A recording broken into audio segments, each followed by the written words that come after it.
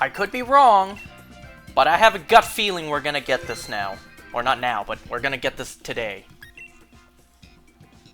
Aye, maybe I spoke too soon, because these are not that great.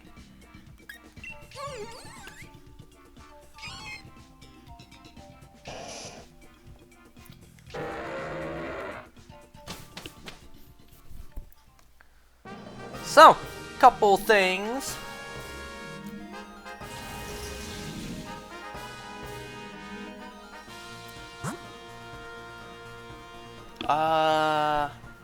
Did I just hear something?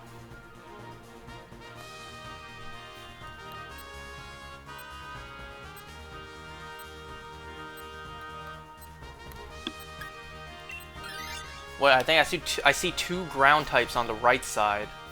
That might be a Diggersby at the very end.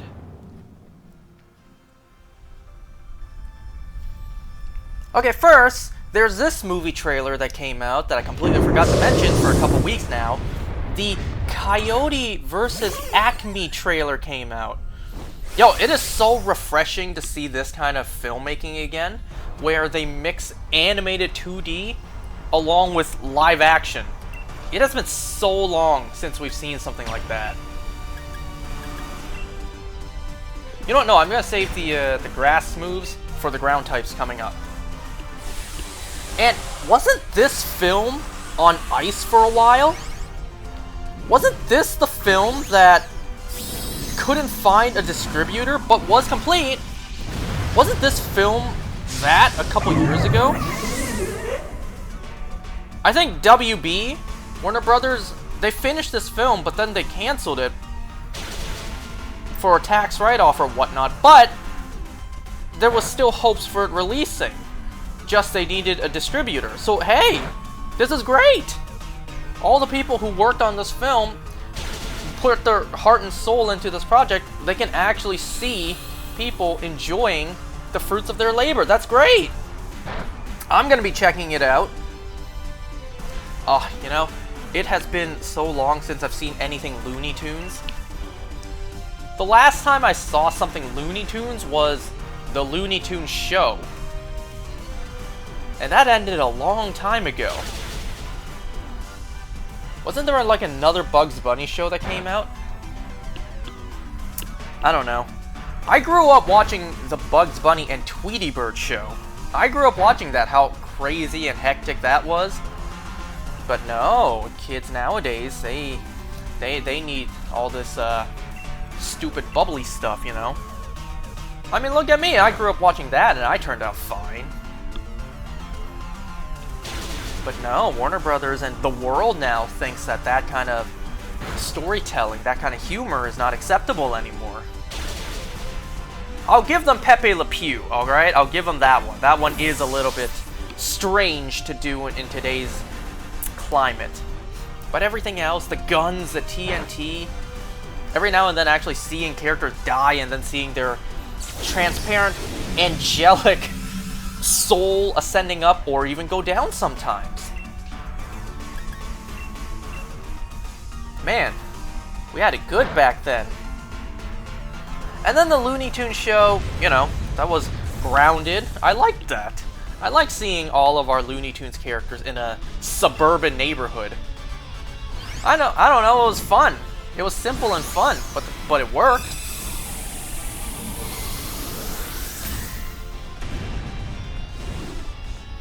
But yeah, Coyote versus Acme. Oh man, I don't remember the last time we had something like this, you know? The last one that comes to memory is Looney Tunes Back in Action with Brendan Fraser. You know how long ago that was?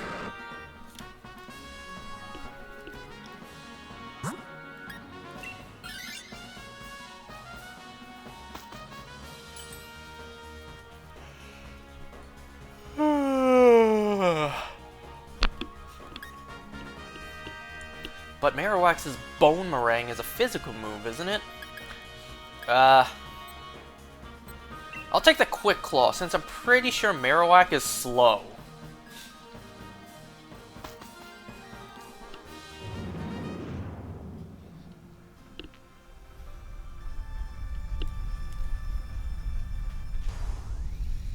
Also today, randomly, we got a Nintendo Direct for the new Star Fox game. I guess in celebration for Fox McCloud being in the Mario Galaxy movie, or rather, probably the other way around. They put Fox McCloud into the Galaxy movie to kind of stir up hype for Fox McCloud so that they can announce a new Star Fox game.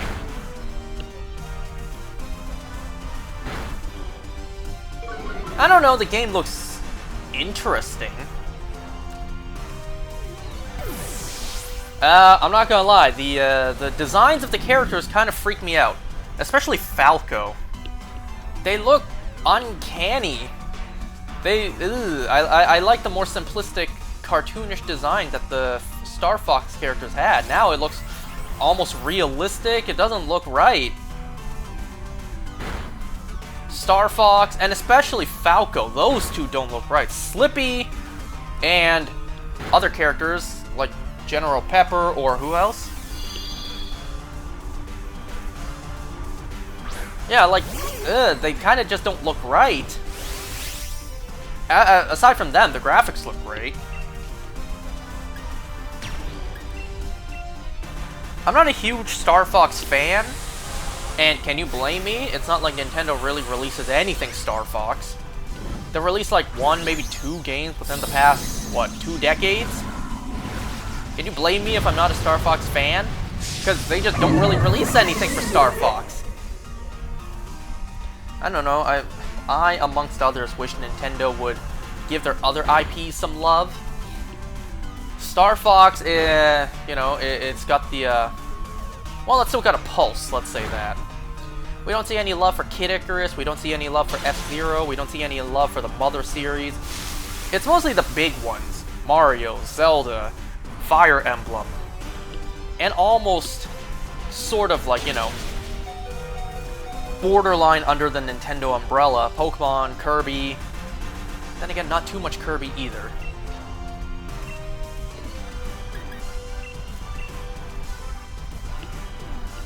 You know, other games like Splatoon, Metroid every now and then. Also Pikmin every now and then. It's like, I wish they would give some of their underdogs a little bit more love, too.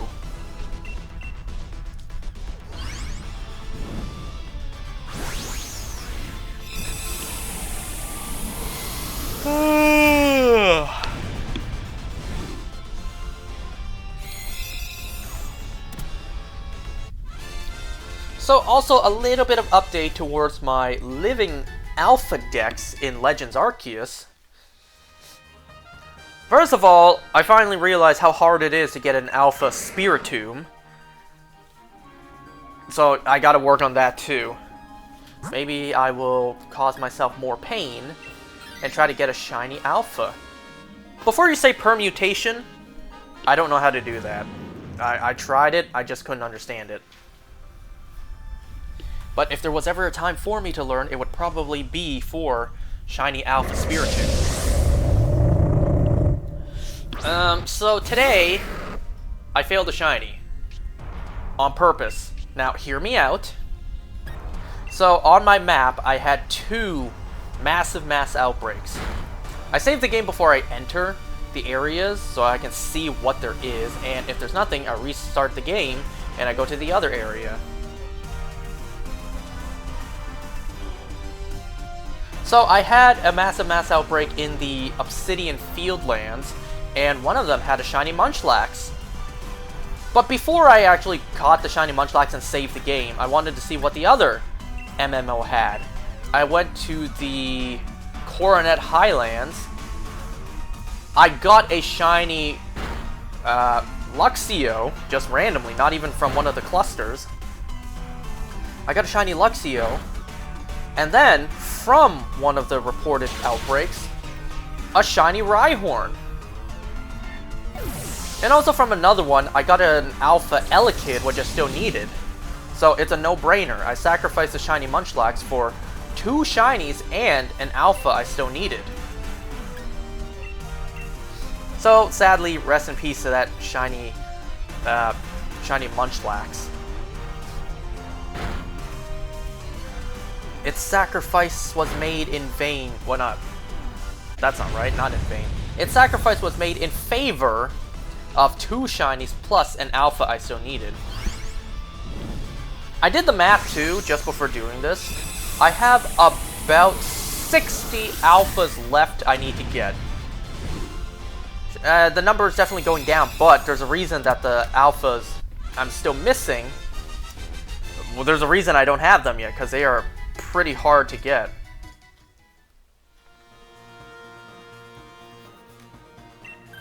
I still need an alpha Burmy, because I got a female one, I evolved it into a Wormadam, and then, you know, I caught the static alpha Motham, so I still need another alpha Burmy.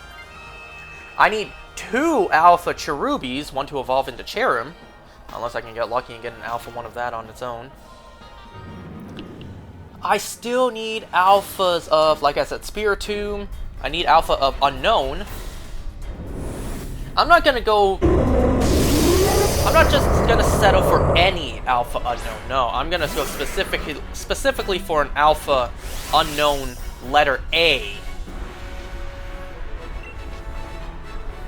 Yep, that's what I'm gonna do.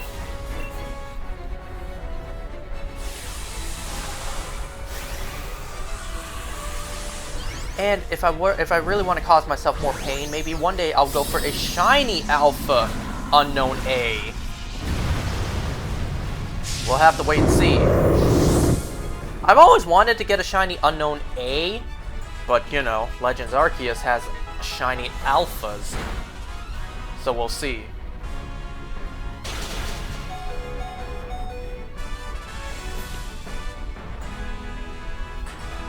What else do I still need alphas of?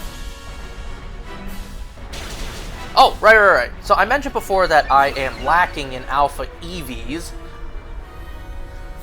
First of all, I want to correct something I said. I said that it seems like ever since I started doing this alpha dex, I haven't seen even a single Eevee yet, let alone alpha. Yeah, I was wrong. I completely forgot that whenever I'm in a space-time distortion, Eevee spawns there too. So I want to correct myself there. I did see EVs, just none alpha. Until recently. I got my first alpha Eevee in the Cobalt Coastlands. And then I was lucky enough to get another alpha Eevee from a space-time distortion. And would you believe when I tell you this? Earlier today, bright and early in the morning, I got from a space-time distortion an alpha Vaporeon and an alpha Flareon. I got both from the same distortion. Saves me the trouble of having to evolve 2 of them. So now I am 4 alpha evolutions in. I need 5 more. Ooh, the evolutions was gonna worry me the most, considering I needed 9 of them. And I didn't have a single one yet. But, you know, just like that, in like a day or 2, I already got 4 of them done.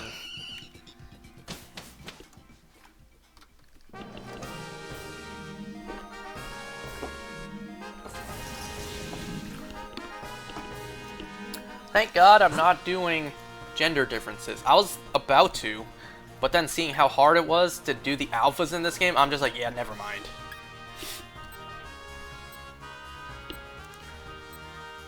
At least Combusken's a fighting type.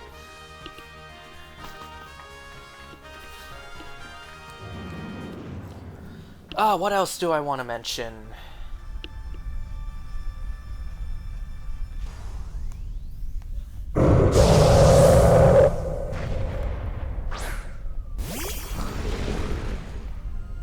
Oh, right. Isn't today... Wait, hold on. Let me look something up. I think I saw this earlier today online.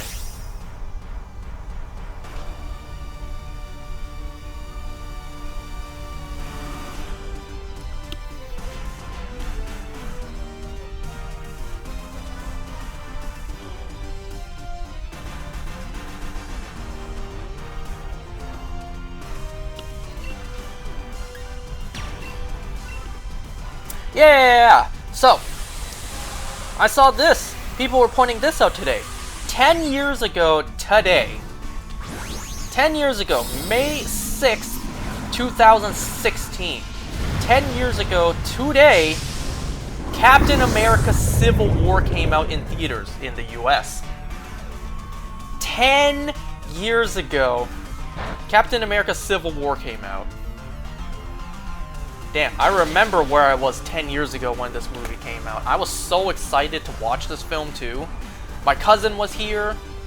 Like, my older cousin, not the immature younger one. My older cousin was here. And we watched the film together. I think my parents were there too. And my mom almost never goes to the theater.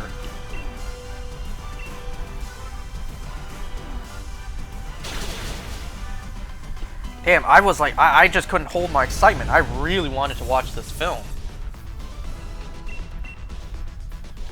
Damn, 10 years ago, I was halfway into high school.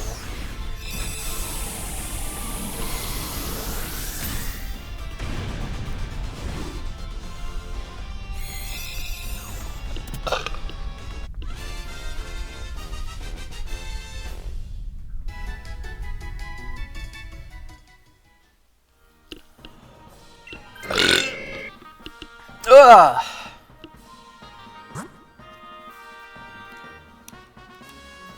What are my options after? A Thievel and a Milk Tank.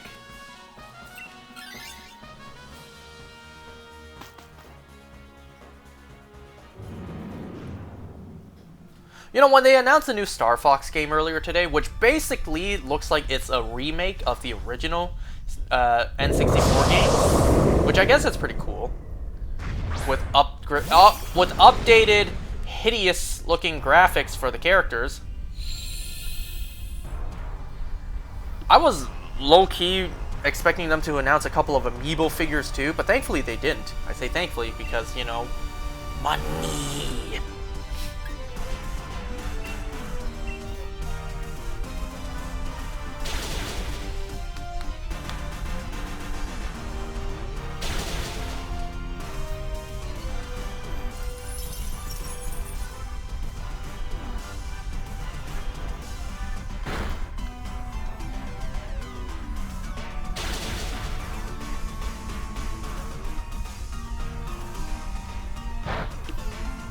What else was there for me to say? I feel like there was more. I should write this stuff down, but I keep forgetting. Well, I keep forgetting to write it down, but I keep forgetting what else there is for me to talk about.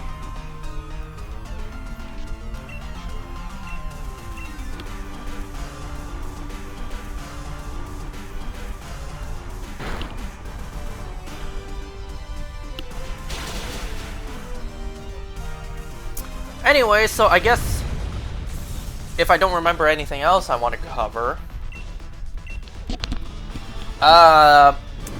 we got 3 shows to talk about today. We have The Boys. We actually have the Season 2 finale of Daredevil Born Again. And then we have another episode of From. And I figured, well, no promises. I figured right now we're in a bit of a downtime. Finally, it's been quite a while. Since right now, The Boys episode 6 came out of 8 for the final season. I don't think... Wait, what day is it? Oh no, episode 6... Actually, when did that come out? Didn't that just come out?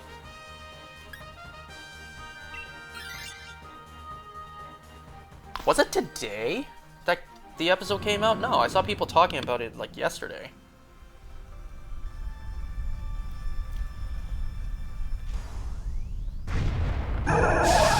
Oh no, it did come out today. Okay, great.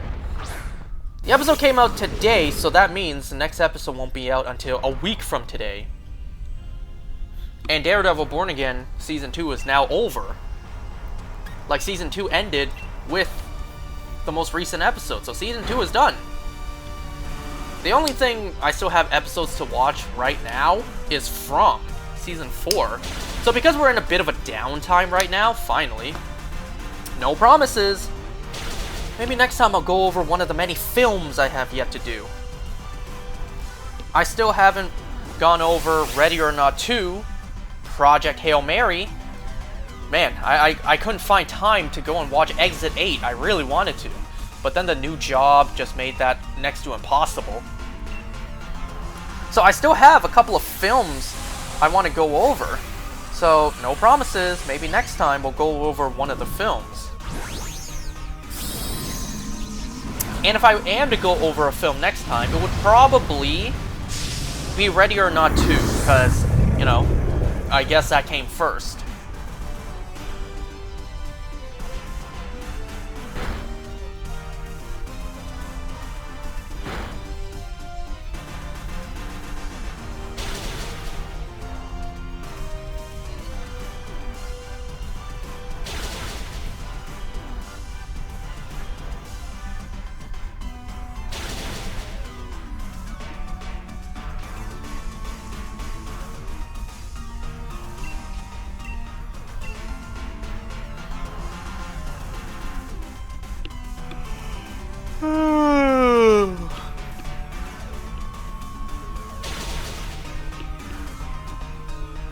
Today I woke up at 8:30 in the morning on my own, which I guess is a good thing. It's pointing to me getting used to the new sleeping schedule. Like, I can wake up early now, or, you know, I'm starting to, which I suppose is a good thing.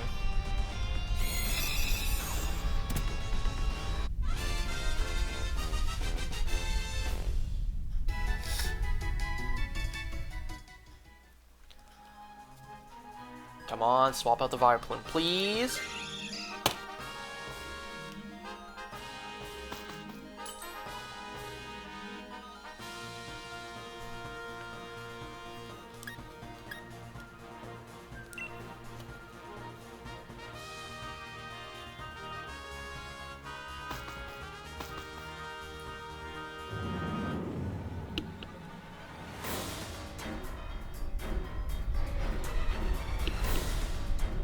Okay, let's do this run, and then we'll start going over the shows. Or actually, I guess I should mention this first. So there's a little bit of drama when it comes to the boys' show right now. Well, that's no surprise. But it actually has nothing to do with the show itself. It actually has to do with one of the actors on the show, Tamara Capone. People have, well, actually this drama happened like a couple weeks ago, but I only now saw this. And I guess there's still a little bit of a discussion with it.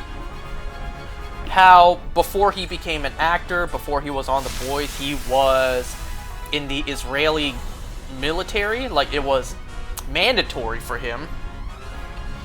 And people are mad that when he was in the military, he did some pretty bad things. So people are now saying to boycott The Boys show, even though there's 2 episodes left. I think you guys are a little late for that.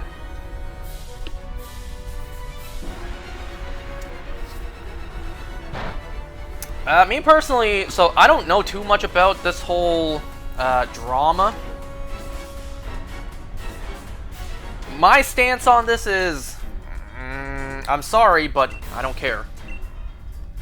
Look, I like Tamara Capone as an actor. I like him as Frenchie on The Boys, but I haven't seen anything else he's in.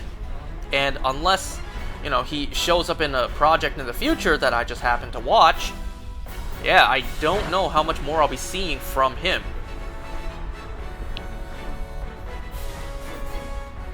And this stuff happened long ago, and it's only now becoming drama. It's only now becoming a controversy. There's 2 episodes left of The Boys, so, like, I don't care. I'm focused on the show. And only the show. I don't care.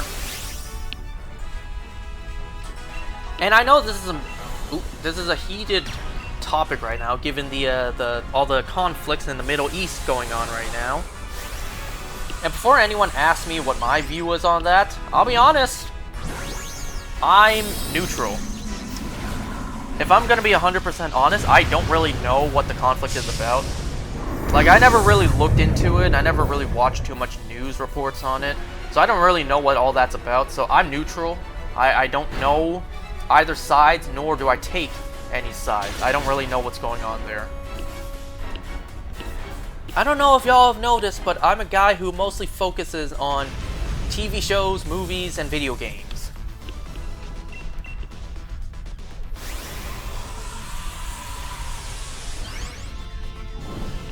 So yeah, there is controversy right now with The Boys actor Tomer Capone, who plays Frenchie, but me personally, I don't really care. You know, I'm just focused on the show. The show literally has 2 episodes left, and then it's over. Yeah, a little late for you guys to be boycotting the show now. And let's be honest, not like a boycott would have done anything. Even if this happened like a couple years ago, they still would have made the show all the same.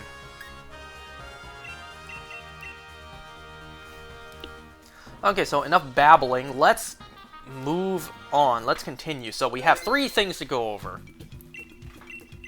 We have The Boys Season 5 Episode 6.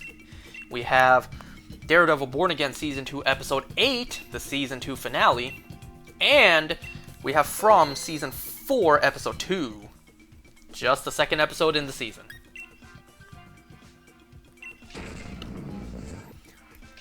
Alright, so let's begin. So, MM goes to find the Legend, or as he's now known as, Chet. He goes to look for him so that he can find Bomb Site. And it's pretty funny that he works for VMC Theaters, not AMC Theaters. Oh, how the mighty have fallen. He now works at a popcorn concession stand? Like he works for the theater. Anyways, in the VMC theater, we see a firecracker ad. You know how when you go to the theaters, there's always this like PSA ad? Wait. Yeah, this PSA ad where it's like, y'all, everyone wants to enjoy movies, but everyone wants to enjoy movies in peace. So turn off your phones and don't talk during the film, that kind of stuff. Yeah, it was cool to still see Firecracker on the show, even though she's dead. I'm gonna try not Dynamaxing, so maybe I can Dynamax right when we get to Heatran.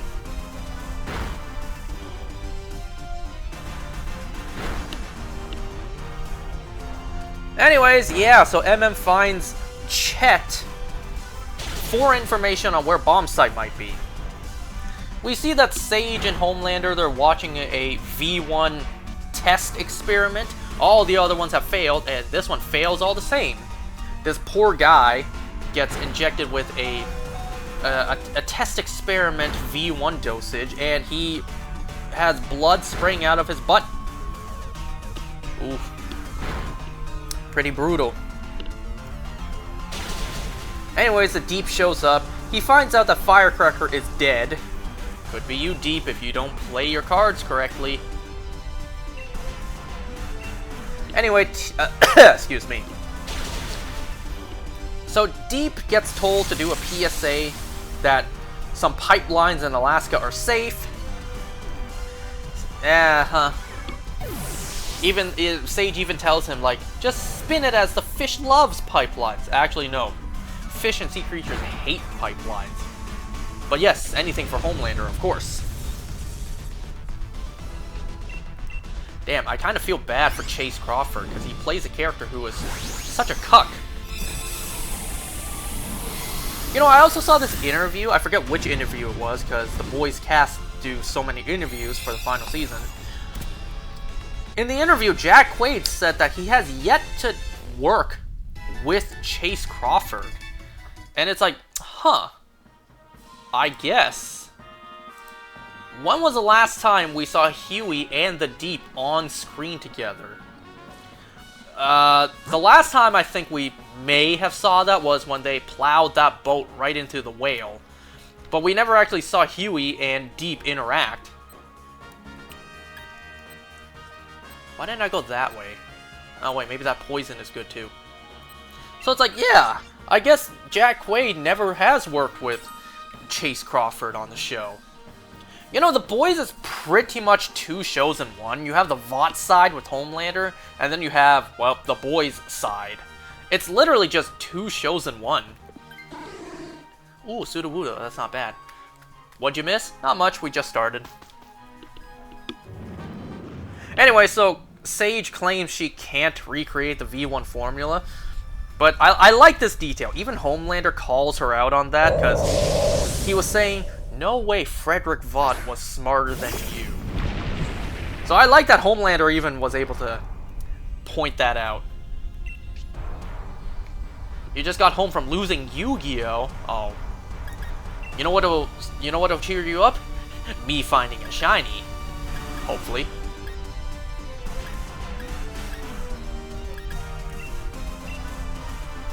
I never played Yu-Gi-Oh! You know? Sad childhood, I never played Yu-Gi-Oh! I was more into something smaller, you may have known, it's called Pokémon. And something else that was much bigger, much more popular around the time, you know, Beyblade. And Bakugan, of course.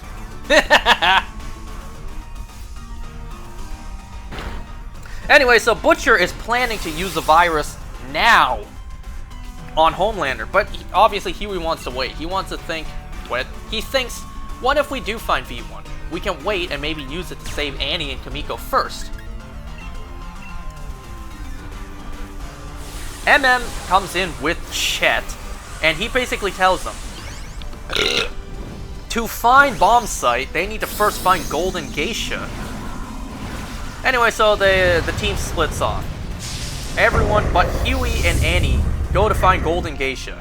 Huey and Annie, they go and plant the virus. So we see that Ashley isn't on board with Sage's plan of, like, genocide on both sides. So, Sage moves on to Plan B. She chloroforms Ashley and talks to the back of her head. Sage needs her to read Soldier Boy's mind. Okay, so Chet and Kimiko find Golden Geisha at a Vought retirement home, but she refuses to help. So, what do? They plan to maybe take Goldie hostage, just take her, so that way Bomb Site will come to them.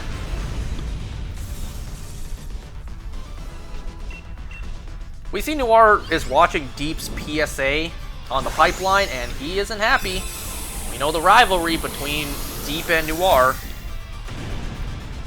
Huey and Annie, they take a moment to watch the clouds and enjoy the time together, potentially for it being one of the last times they may share time together, if that virus is unleashed before they find V1.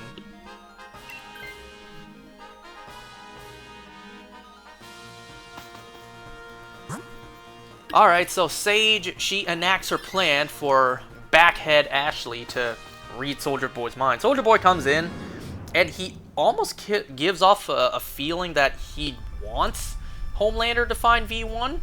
Like, he lies to Sage. He lies to Sage saying, nah, no leads on V1 yet. We don't know where it is. What? Me? Not wanting Homelander to get V1? Of course, I don't want that. I don't like him. Of course I don't want him to have the V1. Yeah, his poker face sucks. But yeah, Ashley, or at least her back face, confirms this by reading his mind.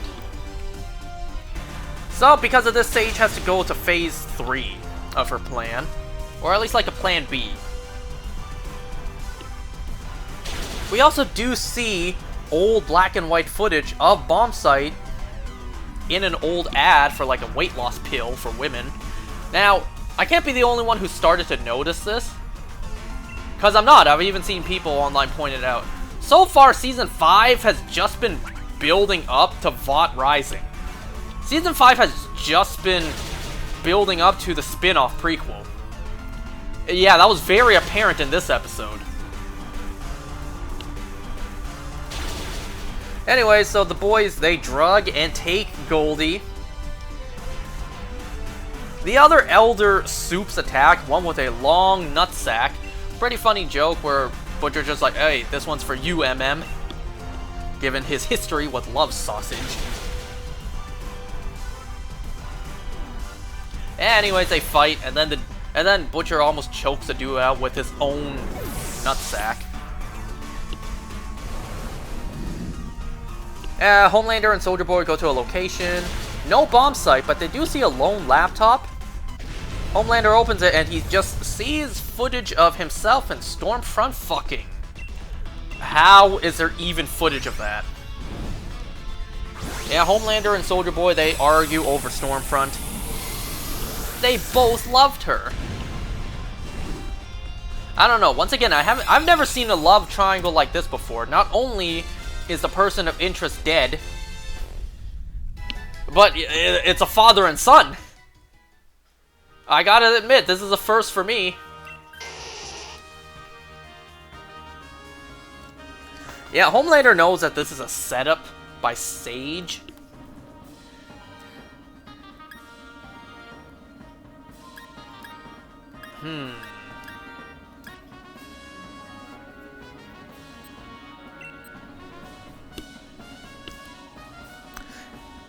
It also seems like Soldier Boy changed his mind on wanting Homelander to be immortal, since at this moment he shows disdain for Homelander again. Alright, so Huey and Annie sneak in, and while avoiding the guards, they find Firecracker's body. I've definitely seen that in a hentai before. Well, now I'm starting to question what you watch. Yeah, just like Huey saying he's not happy that A-Train is dead, same thing with Annie. She is not pleased to see Firecracker dead. You know, given their rivalries and whatnot. The boys, they can't find bomb site with Goldie. So Butcher, he wants to go further and start torturing her for info. While they go and plan that, they find Sage waiting there who wants to switch sides. She offers being able to find bomb site. Okay, good enough. Ashley does a press conference announcing Deep's pipeline failed. And then we see Deep covered in oil being resuscitated, or I guess being being cleaned, because he jumps to action trying to resuscitate a fish.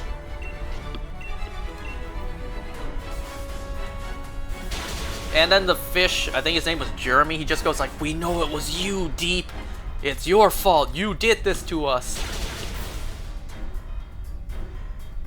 Anyway, so we learned that Bombsight stole the V1 for Goldie. But she didn't take it. She doesn't want to take it, because she doesn't want to be immortal. It turns out Annie and Kimiko discussed this on their own. They don't want to be immortal themselves. They don't want that. Just to see Huey and Frenchie age and die. They don't want to be immortal themselves. So now we know that Annie and Kimiko, they're willing to die if it means, you know, for the greater good. Killing Homelander. So Huey and Annie make it to the stage to plant the virus, but then, oh no, old father finds them. Or he finds Annie. He discusses why he believes so hard in Homelander and not Jesus. Something about everyone wanting to go to him for prayers, but then praying to the Lord, there's never an answer. Homelander's right here. We pray to him, he answers, he acts. So hell yeah, he on Homelander's side.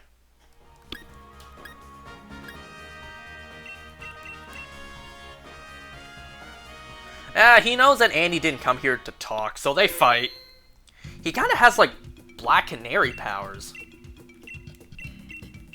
Anyways, Huey shows up, and then he threatens him with the virus to let Annie go. Thank God old father did not call him on his bluff, because he would have killed both him and Annie at the same time. Ugh.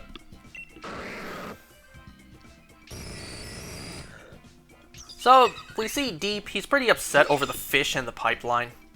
Noir reveals that it was him.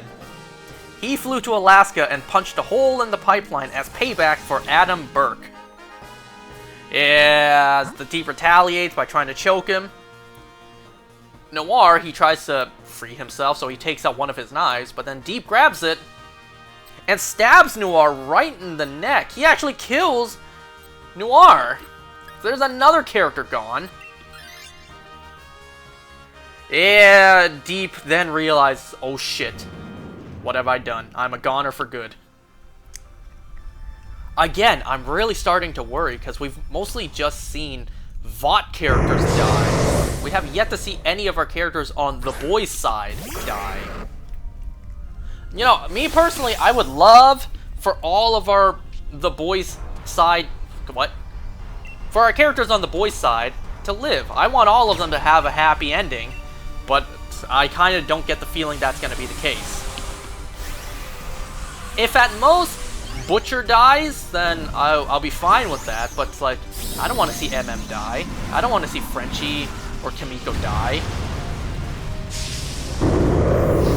I feel like Huey is safe, but you never know.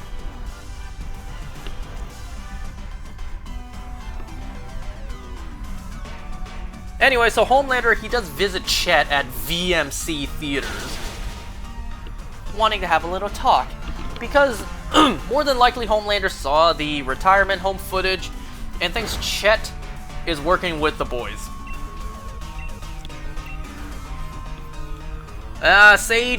We see Sage text someone if they have a deal. We'll learn who that is later on. Chet takes Homelander to the boys' hideout, and hilariously enough, I like this detail, Homelander finds a Taco Bell receipt. We know Sage and her love for not even Mexican food, just Taco Bell in specific.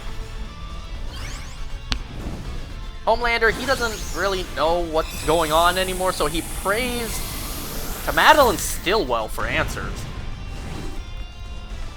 And I like this scene, actually. Chet comforts Homelander. He doesn't fear him. So Homelander lets Chet go. Have we ever seen this before? Have we ever seen Homelander spare someone like this before?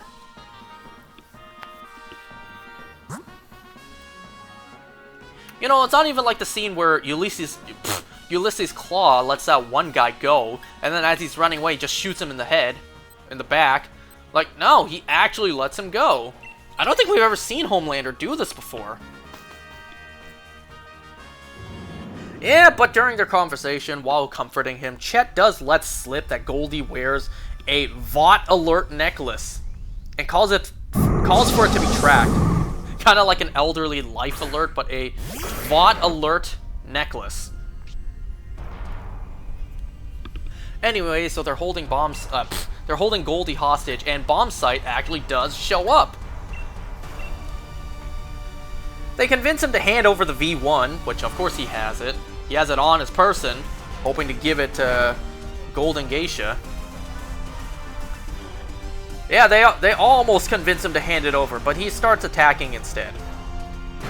Soldier Boy shows up because it was him who she texted. Because the two of them, they have beef for like the past 80 years, so they fight it out. They take the fights elsewhere because Bombsight flew them away. And surprisingly enough, Bombsight actually asks Soldier Boy to stop fighting. You know, they discuss Clara and clearly set up a lot of things for VOT Rising. Like I said, yeah, they're really using this 5th and final season just to set up their spin-off. Yeah, Soldier Boy offers to take away Bombsight's immortality in exchange for the V1. And they actually agree on the deal. So Soldier Boy blasts Bombsight with his chest beam, taking away his immortality. And then Homelander arrives. Bombsight kind of just runs off. So we don't know what happened with him. We don't even know if we're going to see him again in this, in the last 2 episodes. We'll see him on VOT Rising.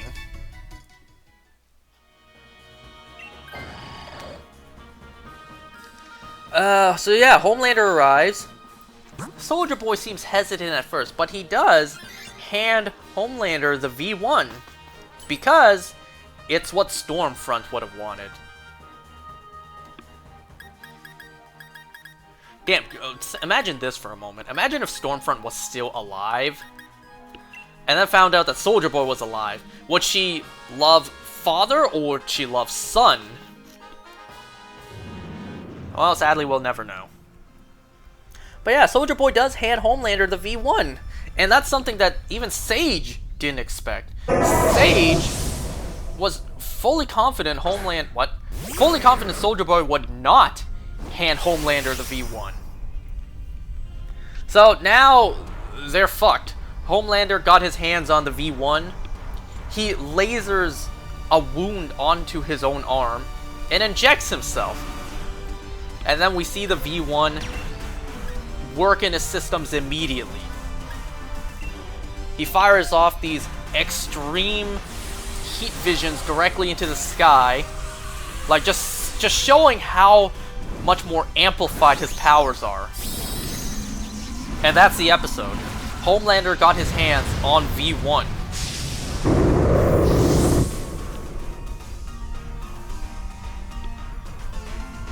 You know, if Sage is so smart, surely she can come up with, like, an anti-venom or whatever. Something to counter the V1, can she not?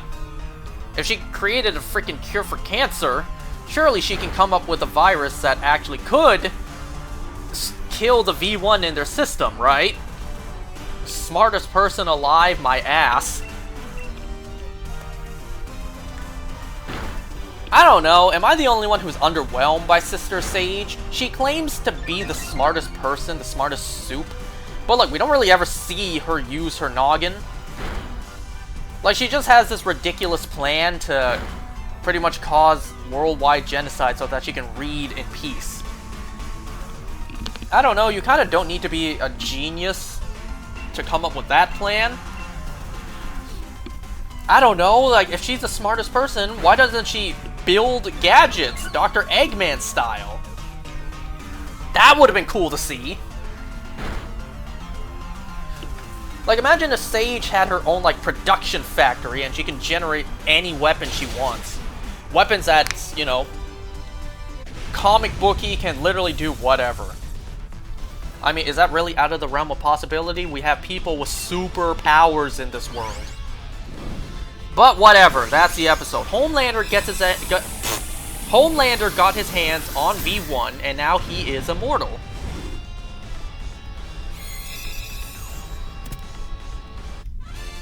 So, yeah, they're kind of screwed. And you know what I'm still waiting for? There's only 2 episodes left, so we'll have to wait and see. As promotion, they released a poster of Homelander in space watching nukes on the planet's surface. I'm still waiting for that to happen. Oh, speaking of which, I didn't mention this yet. They're actually releasing The Boys series finale in theaters for one day only, in America only. So, you know, I don't get that luxury. I don't get to experience it in, what, 4D D-Box? You know, the viewing experience that will give off smells and spray you with stuff that you see on screen. So, you know, you might be sprayed with blood or milk knowing Homelander.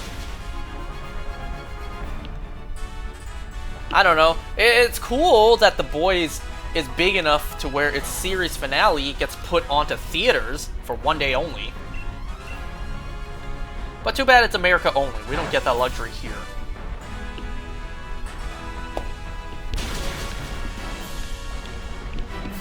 Walking Dead did that too, you know. Their series finale was also in theaters. I didn't watch it though in theaters. I watched it at home.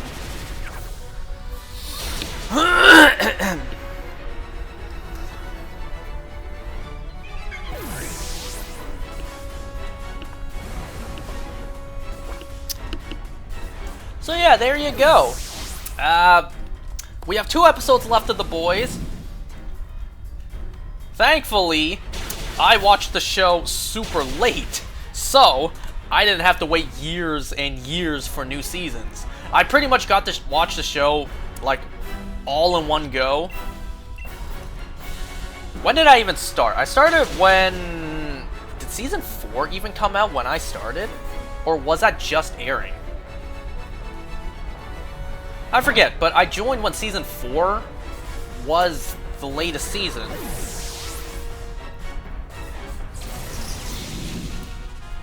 Yeah, I didn't have to wait years and years. Lucky me. But we're not done yet with this universe. Gen V may be dead. Diabolical may be dead. The boys may be ending, but we still have Bot Rising, and we have another spin-off. We still have The Boys Mexico. I wonder how that one's gonna work. You know, by the sounds of it, just by the premise alone, it sounds like The Boys Mexico is gonna follow a brand new cast of characters. So I wonder how that's gonna work. It's gonna be hard to sell a spin-off to the audience with no Homelander, no Butcher, but just simply taking place in the same universe. Even in Gen V, we had references and cameos every now and then from the main show.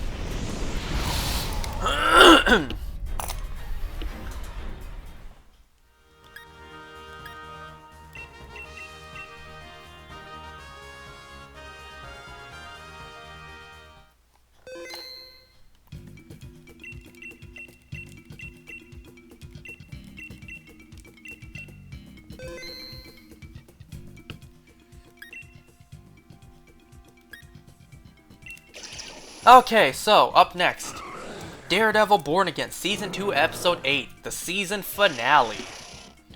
Yo, this show, especially Season 2, is fantastic. Season 2 is leagues better than Season 1. Like, finally, you know? Season 1, we know what a Frankenstein mess that season was. So Season 2, they finally got their act together and actually produced something competent. Better late than never, I suppose, but we did have to waste time with an entire season to get here. See, this is the show that we should have gotten in the first place. Instead of trying to do something stupid like soft rebooting Daredevil, not connecting it to the old show, but hinting that, like, some events may be the same. God, that would have been so stupid. But there is one casualty that came about that. Foggy. You know? It would have been so much better if we actually got Foggy for the entire show, but no, they had to kill him off. Oh well, as unfortunate as it is, it's what we got. Alright, so, Season 2, Episode 8. We begin seeing Matt and Karen go to their favorite Indian place. You know, we saw them do that before in the original Daredevil show. Yeah, but this was just a dream. This was just Karen daydreaming in court. Yeah, Matt is late for court because he's being touched up by Jessica. Really wish Claire Temple was still around, don't you? I don't know, it's kind of nice to see Jessica. It was Jessica, you know? And the scene from the trailer is a deleted scene now from the actual show where Jessica talks to Matt in the church with all that red lighting. That's now a deleted scene. We saw Jessica go into the church, but we didn't actually see the scene of them talking. Well, Buck tells Fisk about Daniel. You know, he does seem a little upset about that. And Fisk, well, he has a plan. He has a plan of what he's gonna do with Karen being in court. Shit! Of course Mudsdale had to be the one that got swapped out.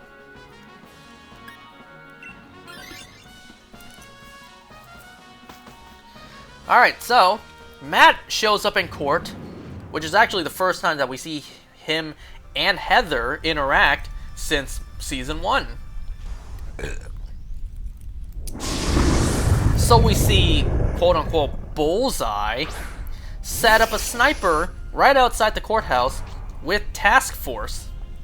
But it turns out this is a fake Bullseye meant to draw out the real one. Obviously, the Task Force, though, they don't stand a chance. Bullseye makes quick work with them, killing all of them.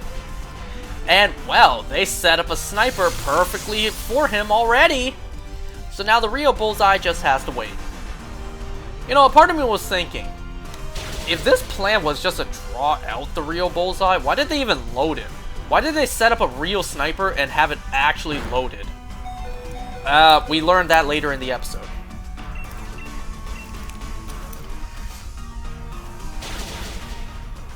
So, in court, Mayor Fisk is called to the stand. And when he's on there, he said the line. He said the line again. When I was a boy. He said it again. And, damn, Matt Murdock, he's a really good lawyer, because Matt absolutely smokes Fisk using arguments and using Christophe Sava's video testimony. So while they're on lunch or whatever, while Matt and Hochberg are discussing to the judge, we see that Fisk whisper to himself, knowing that Matt will hear it, just whispers threatening him, like, I can say things about you in this court that will ruin your life. Tread carefully, Murdoch. Yeah, we see later that threat is void. So, because no one from the Northern Star is actually present, Christophe's video isn't enough. However, Matt does bring up, Daredevil was there. Why not ask him? We see Jessica Jones come in with Governor McCaffrey. That kind of didn't do too much, at least not at the moment. And I can't believe they actually did this. I can't believe you've done this. They actually did this. Matt reveals to the court and to the world that he is Daredevil. He even proves it too by doing some sort of like acrobatic move with his walking stick, ricocheting it through the walls and catching it. He actually reveals to the world that he is Daredevil just to stop Fisk. Anyway, so the judge, she does dismiss Karen, who is now free to go. While everyone leaves the courtroom, McCaffrey, she has a lot to say to Fisk. This is also the first time we've ever seen Jessica Jones and Wilson Fisk share the screen together, interact, and speak together. Like, this is actually the very first time we've ever seen these two on screen before, together. So, as Team Fisk and Team Matt meet in the hallway, it turns out that the task force set up the fake Bullseye to kill Matt. And, you know, being a fake Bullseye actually is dependent on the real Bullseye, thus furthering Fisk's agenda of vigilantes bad. But when Powell, he's just like, alright Bullseye, take the shot, kill Matt Murdock. For some reason, Dex decides to respond and he's just like, wrong Bullseye, pal. What?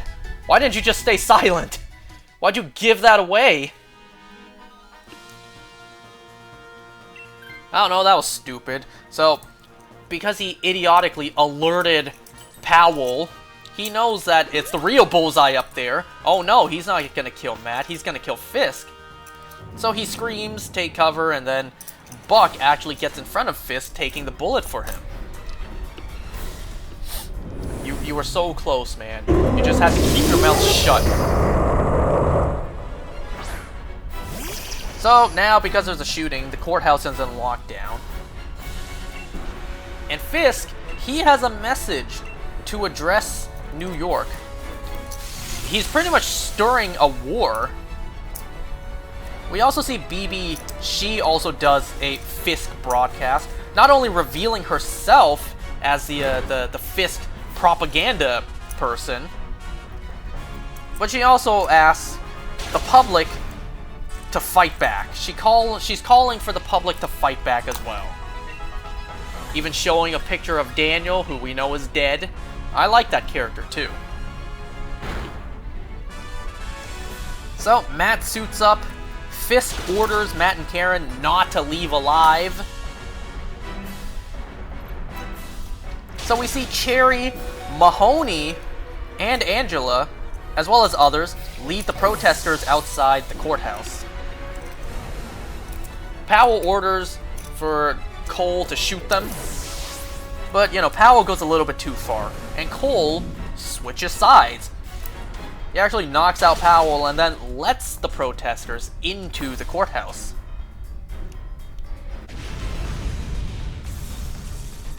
So we see Sheila. She's on the phone with the Attorney General. At first, Fisk doesn't want to talk to the Attorney General, but then Sheila just tells Fisk, hey, the Attorney General is offering you a deal to resign and leave New York. But Fisk refuses because he loves the city, and he would rather face the crowd head on. So Fisk opens the doors, almost looking like, you know, Shrek dealing with the angry mob. Anyone else get that vibe? Fisk opens the door and one by one starts beating the protesters to death. Damn, these guys had numbers. They were ready to jump Fisk. But then seeing this ginormous man eating all those hits and, you know, pretty much spilling blood wherever he walks, yeah, these guys are like, oh hell no, the hell with this. This guy is a walking tank. But at the same time, we also see Daredevil and Jessica Jones fighting the task force. So we see two hallway fights at the same time. Fisk absolutely beating the shit out of some protesters who are siding with Daredevil. And Daredevil and Jessica fighting the task force along with the help of Angela, who joined in with her white tiger pendant. And I also love how the hallway fights mirror each other. Not only do they both have a hallway fight at the exact same time, we also see that the Daredevil and Jessica Jones hallway fight, that hallway fight had red lighting. The whole room was red. While Fisk, he was fighting under white lights. Yo, I love those little details. Anyways, Daredevil leads the crowd to where Fisk is, where he pleads that he did everything for New York. Yeah, the protesters call him out. They call him a liar. And then they just slowly charge towards him. Actually, should I even Dynamax or should I'll just Mud Slap. That way the accuracy gets lowered. Yeah! The protesters, they just charge up the stairs to try to beat Fisk, but he just swats them one at a time. But, you know, they're still the numbers. So, the protesters do run up and beat him. They absolutely body him. But Matt, he's shouting for everyone to stop. He unmasks and says that they're better than this. So, Matt and Fisk have a moment where they speak together in silence while everyone just collectively gives them peace and quiet. Matt offers Fisk peace by not having it themselves, by leaving. By Fisk leaving, he gives New York peace. And as we see what that means for Matt later on. Yeah, Fisk, he denies and denies, but ultimately he does accept the deal. And then we see peace has returned to the city. Matt and Karen do actually go to their favorite Indian place. But it didn't last long because they know the law is coming and Matt Murdock gets arrested. And that's what Matt means by we can give the city peace by not having it ourselves. Fisk can leave, he'll never know peace being apart from the city he loves so much. And Matt, he offers the city peace by, you know, being arrested. Oh, wait till he finds out the hand is still around in Spider-Man Brand New Day. So yeah, Matt does get arrested. And, yo, the end of the episode is just a big love letter to the original Daredevil show. And the entire, like, Netflix Marvel universe. Because who do we see show up? We actually see Luke Cage show up. And yes, he is the father to Danielle. Luke Cage and Jessica Jones got back together. I love it. We actually do see Luke Cage back. But unfortunately, and this is just a small nitpick, he still has the beard. I don't like the beard. I'd much rather the goatee, because that's more Luke Cage to me. Luke does hint at some new stuff for the future, so we'll have to see how that gets paid off in Season 3. Also turns out that not only is Luke Cage returning in Season 3, but also Finn Jones's Danny Rand, Iron Fist, is also going to be in Season 3. Yo, this is fantastic! I really thought that since they brought back Jessica in Season 2, Luke Cage would return in Season 3, and then Danny Rand would appear in Season 4. But no, both Luke Cage and Danny Rand will show up in Season 3. This is amazing. So we see Jessica after reuniting with Luke. She closes the door to Alias Investigations. I love it. I love it, I love it, I love it. We do see BB. She got a job at the New York Bulletin, where we actually do see Ellison show up. A couple episodes ago, when we saw on her phone she was trying to message someone named Ellison, it didn't hit me that she was talking about Ellison from the New York Bulletin in the original Daredevil show. I was thinking to myself, why does that name sound so familiar? It's Ellison! He actually returns! And it was... Damn, I feel bad for the actor. He actually only shot a blink and you'll miss it cameo. He didn't even have any speaking lines, but he returned! He returned for like 5 minutes on set, but he was there!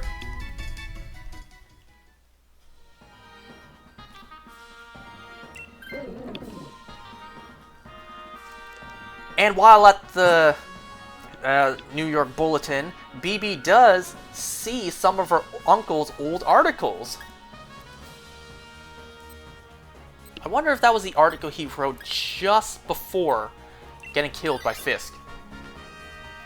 We see Charles, who is now sitting on a plane next to Dex. I don't think he knows he's sitting right beside Bullseye. Heather, she takes out Fuse's mask and puts it on. She wears it. So we're just seeing Heather go down more and more insanity. Maybe she'll become a serial killer herself and embrace the Muse identity. I mean, I feel like they realize even they messed up with the Muse character, so now they're just trying to bring the character back, but they can't because they already killed off the character. So now they have no choice but to do an original storyline with Heather Glenn as the next Muse. Man, that was so stupid. They introduced Muse, hyping him up so much, only for them to kill him off immediately and waste the character. Waste the storyline. Man, how stupid was that? Oh well, I'm not gonna lie, I am a little intrigued to see Heather take on the Muse identity. Like, will she become a serial killer herself? Ooh, I want to see that. Well, in prison, Matt walks next to all of the task force workers, like task force cops, who are also arrested. Fisk is standing on a beach alone. No Vanessa.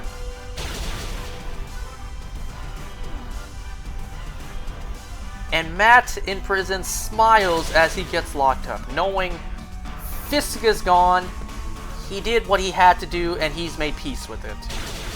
And that is Daredevil Born Again Season 2.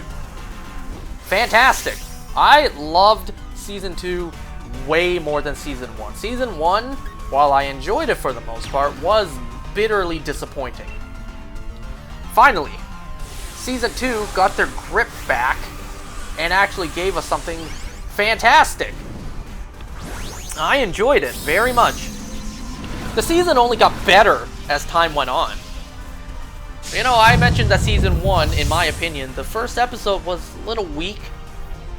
But then as the show continued, it's like, yo, this is great. This is amazing.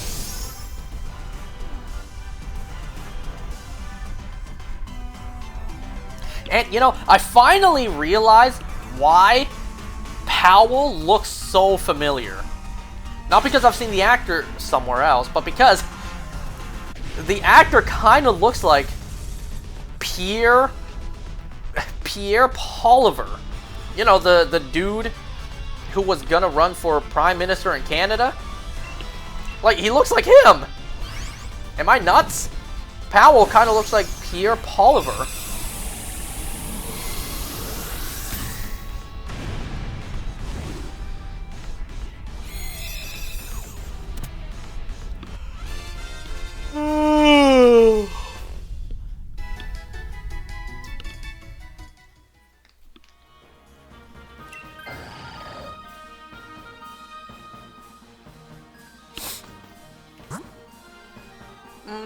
I just looked it up. I don't see... The actor who plays Powell, I don't see him in anything else that I've seen.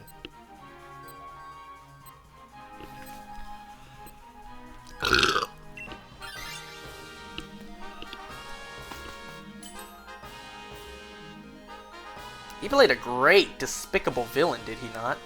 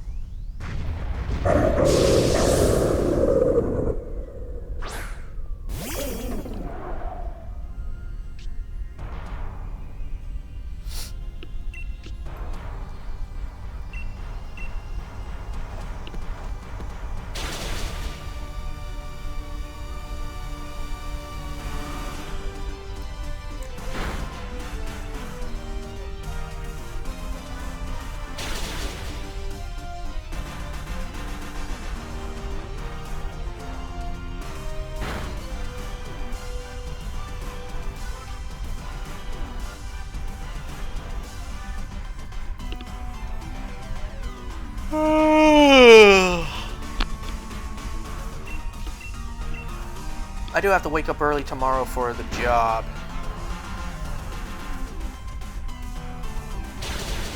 And damn, I think tomorrow is going to be the day when the doctor is there, so it's going to be more hectic. Damn. I don't like it when the doctor's there, because when the doctor's there, it's more busy. Without the doctor, it's nice and chill.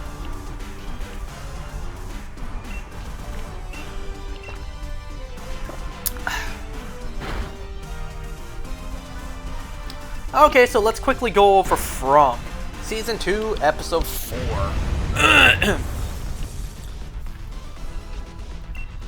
So, we begin. Kenny wakes up to find Sophia missing and the door open. She was standing outside because her dad is dead. She's frantically crying and panicking. Yo, get the man in yellow and Oscar. This guy can act.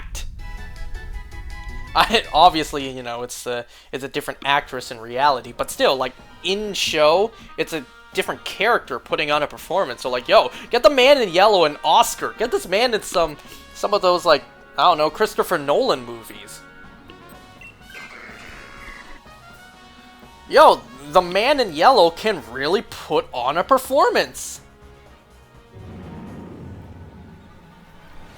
You know what's also crazy to think? At the moment, nobody knows the man in yellow even exists. Except for Julie, but not our Julie. She hasn't made it to that point yet. So nobody even has an inkling of an idea that one of them could be an imposter. They have no reason to believe that.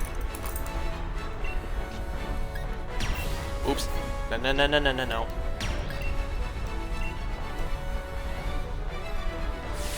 Okay, so Boyd wants to talk to Elgin alone. Not to apologize, but to tell him what to say when people ask about his eye. He is to tell them that he lost his eye trying to find Fatima. And if he doesn't, Well, Boyd will tell everyone that he killed Tilly and put him in the box. Damn, not even an apology from Boyd. You know, nothing like, look, I'm sorry I had to do that, but I hope you understand why I had to do that. Nope, none of that. Just goes and threatens him. Anyway, that's the only time we see Elgin in the episode. By now, it's morning time and everyone is waking up, starting a new day. Boyd, he sees something off in the distance. A bloody sack hanging up at the motel sign. Everybody is thinking it might be Jim, since he never returned home. So Tabitha sends Julie and Ethan to the barn. Just go and walk for a while they investigate. Boyd and Jade lower the sack for Tabitha to open. You know, she's preparing for it to be her husband's body. But no, when she opens the sack, it's a goat's dead body inside. But wait, if that goat was from the barn where Julie and Ethan are going, then what's in the barn? Julie opens the barn and then she screams in horror as they find Jim's dead body hanging.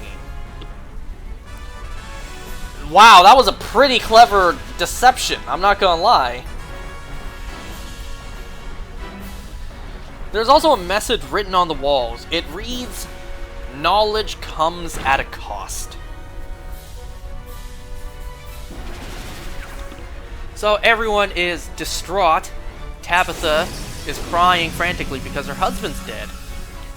Julie and Ethan, they're crying because their father's dead.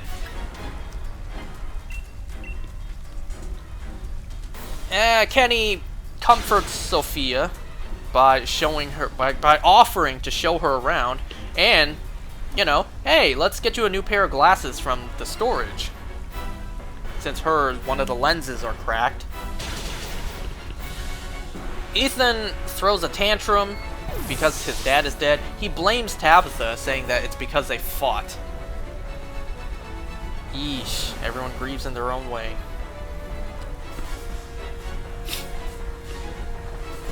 Actually, you know what? At the new job, like I said before, the only reason I got this job is because of a connection. She used to be one of our co-workers. And I guess this just says how long it's been since she last worked for us, because the other day when I was there, it was just the two of us there, she asked me, "Hey, how's Billy? Isn't he like almost 20 years old now?" I guess, yeah, she really hasn't been around for a while. So I had to tell her that Billy died a long time ago. And so did Toby. I don't know, just hearing someone bring up Billy's name, I almost cried on the spot.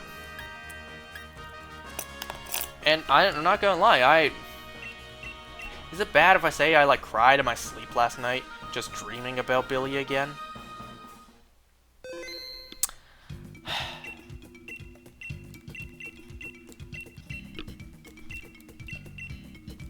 But she's not wrong.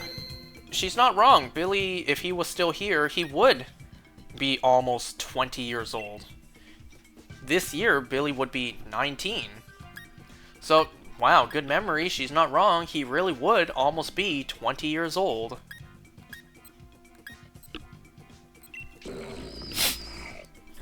Anyways. So, Boyd and Jade, they take Jim's body to be cleaned before burying, with the help of Ellis. Sarah tells Kenny about Jim and offers to take Sophia to storage to give Kenny some space. Jade, he tells the truth to Boyd about what he and Tabitha learned. About when, they learned about what Anghui means, about the kids, how he and Tabitha reincarnates and have visited here for centuries. You know, one thing I couldn't help but notice when they killed off Jim? I couldn't help but notice that they coincidentally killed off Jim right as we learn Tabitha and Jade reincarnates. Like, the moment Miranda and Christopher came back, well, the love interest third wheel is now dead. So now there's like nothing stopping these reincarnated souls from hooking up again. Will they actually do that? I don't know. That's a bit of a stretch. Even if they do that, I don't see them doing that for quite a while. Considering Tabitha just lost her husband, the kid just lost their father. And it would be pretty ridiculous for Tabitha to suddenly grow feelings for Jade, knowing that they were reincarnated lovers in the past. So like, that's a weird storyline if they're gonna go down that route. But hey, Jim's dead. Unless Julie actually manages to save him in the future.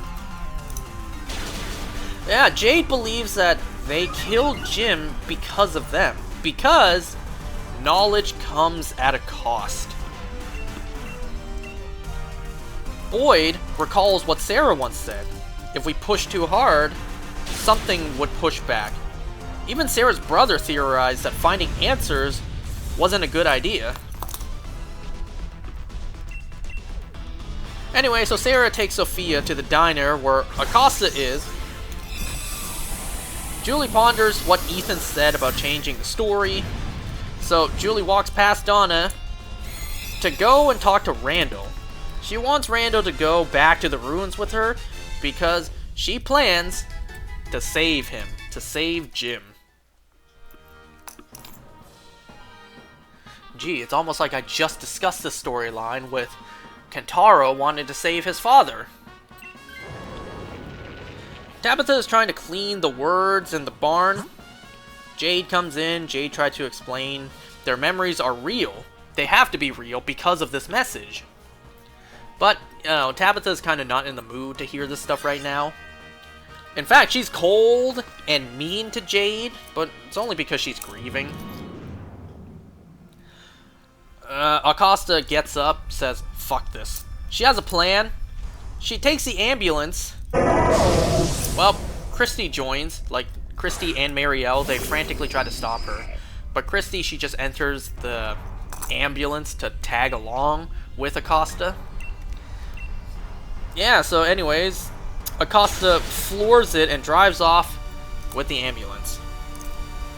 Marielle tells Boyd and Kenny, right as Boyd was about to tell him Jade's theory on the writing. Oops.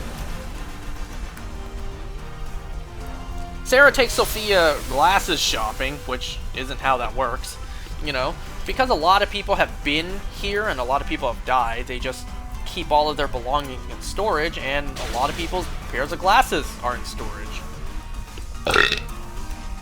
So, Sophia tries out different styles of glasses, and then she's just like, hey, how does this one look? So she takes that new pair, and it's like, that's not how that works. You know that, right? Like, her prescription lenses would not be the same. She can pick the frame for the style, sure, but the lenses, that's not how that works. You gotta keep in mind, this is the field that I work in.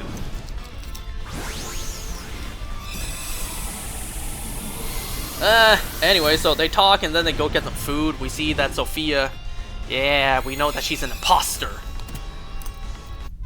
Acosta, she wants to test if they really can't drive out, so that's why she took the ambulance. I wonder where they get the gas, you know? Because cars only come in every now and then. Sure, they can siphon the gas, but like eventually it'll run out. It doesn't gas expire in like a month or two if unused? Whatever. Ethan sneaks out of the house, right past Donna. No, she was supposed to be watching the kids while Tabitha goes and clears her head. And speaking of Tabitha, she goes to see Jim's dead body in the church, saying her final goodbye. I don't know, call me insane. My instincts were just like, you gotta shoot Jim in the head, otherwise he'll come back and attack. But no, wrong show. Nope, wrong show. That's actually Jim's dead body. Deceased. And, you know, this is actually the actor being present. This isn't like a Michael Shannon, General Zod fake body. No, this is actually Aeon Bailey here playing dead Jim. Obviously, the show doesn't have that big of a budget to recreate an entire life-size dead body. But yeah, Tabitha says her final goodbye to Jim. And sadly enough, she also points out that she'll never know the answer of why Jim never came home. Like, she doesn't know what happened out there. Why didn't Jim come back home at night? Why did he have to die? Maybe she'll get an answer. Maybe she'll get closure in the future when Julie finds what happened to him.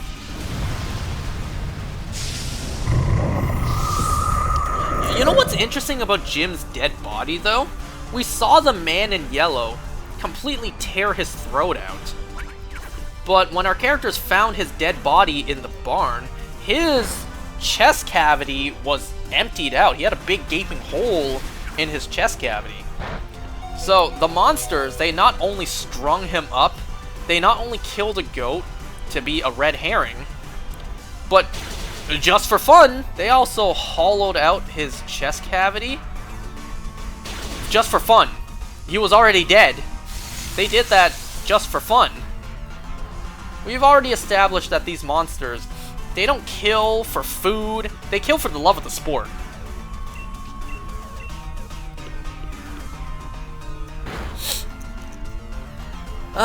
So anyways, by now Akasa has looped around town twice, going faster each time. So, Boyd has no choice but to get the spike trap. I mean, that's going to be a pretty big hindrance, because now they're going to have to blow out the tires on the ambulance. So now they're not going to be able to use the ambulance as transportation in case of an emergency. Say someone else crashes into town and they need to be gurneyed to the clinic.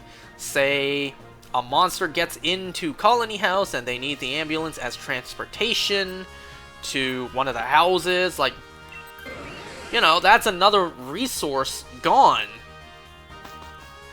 They still haven't even covered the fact that they cannot use the sheriff's office at night anymore. They haven't even covered that yet. Anyway, so Henry finds Victor grieving in the barn. And this was nice. We see him comforting his son. That was nice. Anyways, Victor and his father don't really play a role yet. So that was just for them to even be in the episode. Julie and Rando do make it to the ruins. She wants Rando to go in first. But nothing happens. Okay, so that's good. Rando cannot travel back in time, but Julie can. So why did she want Rando there? She wants it there because it doesn't work for Rando. She wants him to give her some time before he pulls her out, even if it looks bad. Rando is there to pull Julie out. So Julie walks in and ends up at the first night they got there, where Jim, Boyd, and Donna were in the RV. So she sees her dad alive in the past, but then Julie stupidly cries out, "Dad." Knowing monsters are around, she even saw them walking towards the RV. Julie stupidly calls out, "Dad," and almost gets herself killed because a monster got on top of her and was about to rip her face off. But luckily, Rando pulls her out just in time. But wait a second, we don't see what happened to her body in the past. Did it just vanish? Like, how did that look? The monster was on top of Julie about to kill her, and then she just popped out of existence. As if she no-clipped into the back rooms. Like, how did that look on that other end? Whatever. Tabitha, she tries to talk to Ethan, but we saw Ethan leave earlier. So yeah, now Tabitha and Donna knows that Ethan is gone. Christy and Acosta argue about there being no way to get out, and as they drive, They drive right past Ethan walking on the road. Acosta refuses to pull over. Seeing the kid, he's like, nah, he's fine. Yeah, they go over the spike trap. So all the tires are blown from the ambulance. Boyd handcuffs Acosta. Kinda can't blame him there. So we see where Ethan went. He went to the RV to get the radio. And then he sees Jim just sitting there outside. Now I don't know what this is about. Either Ethan, while grieving, is hallucinating his father. Either this place is playing a mind trick on Ethan, or if this is actually Jim's soul still here before he leaves for the afterlife. I don't know. But yeah, Ethan sees his father and actually hugs him too. They even talk. So this might be really Jim before he, you know, goes to the afterlife or wherever. And for some reason, Jim just keeps looking off to the distance. I don't know. Maybe he's waiting for the Grim Reaper to show up. So Jim wants Ethan to do something. He mentions that the first night when they were here in the crashed RV, Ethan had a dream about some place called the Lake of Tears. Well, it's here, and Jim wants him to search for it. Okay. Wow, this totally cannot be an annoying storyline going forward, where Ethan, being a little kid, sneaks out of home like, Dad told me to go search for the Lake of Tears. He said it's here. And everyone just believes he's just a grieving child, not knowing what he's talking about. Gee, this totally cannot be an annoying storyline going forward. Anyway, so Tabitha does find Ethan, and Jim disappears. So they hug, you know, just grieving Jim, and that's the episode. The end credits still say guest star Aeon Bailey.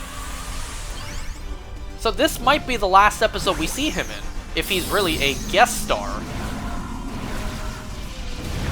Now that Jim has given his final message to Ethan and has disappeared, this may be the final episode we see him in, at least for a while.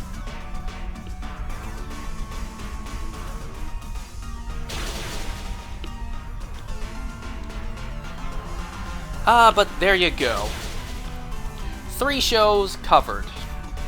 And like I said, no promises, but next time, since we have a little bit of downtime right now, no promises, next time, maybe I'll go over one of the films I have yet to, well, go over.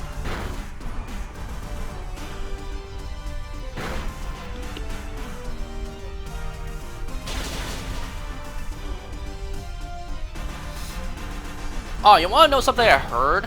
Now, I don't know if this is true or not. I didn't look into it, but if it is true, neat. So, I heard on the radio in the car that Harry Styles and Zoe Kravitz are now engaged. Neat. Good for them.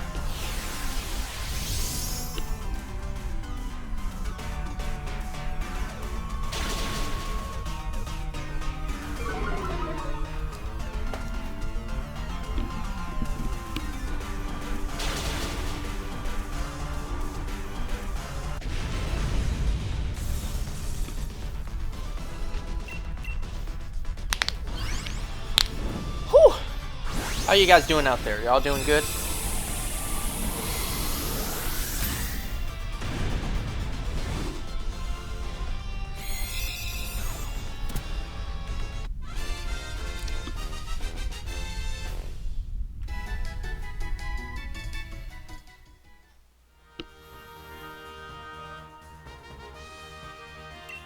Oh, no shame in feeding if you're still watching. You mentioned before that you just made poor financial decisions. Oh, do you want to hear about the ones I just did? My recent poor financial decisions the moment I paid off my credit card?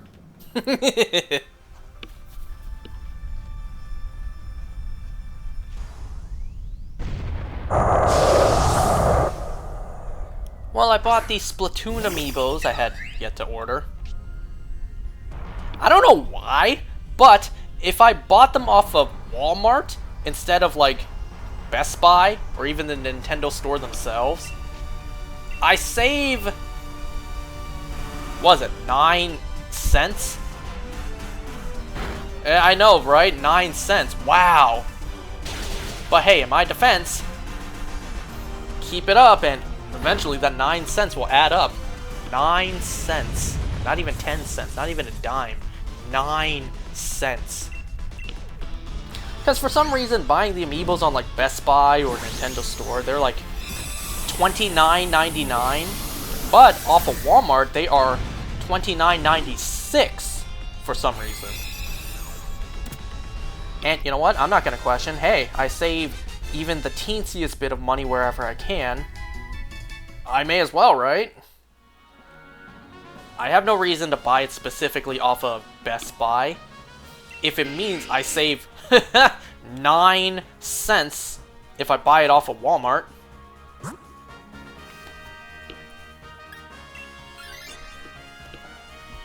And then I did buy those handful of Pokémon cards that I've been meaning to buy for like months now.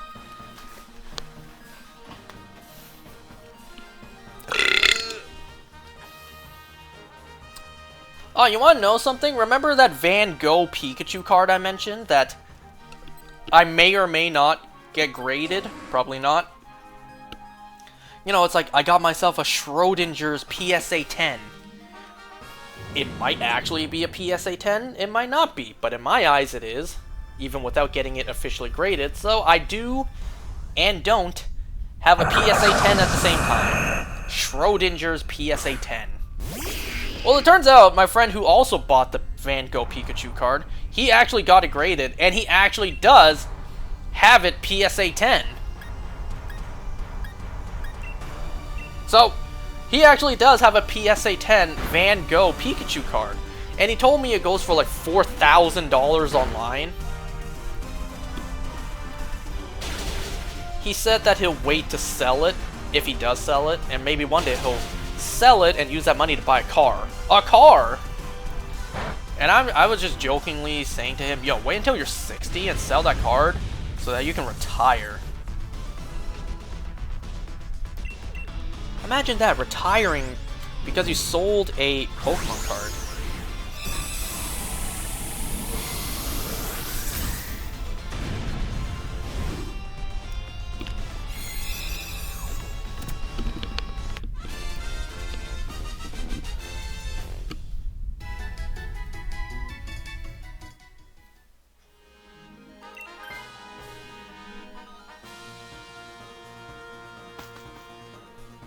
I'll be honest, I don't even know where I put the card anymore. I'm sure if I dig it up, I'll find it somewhere.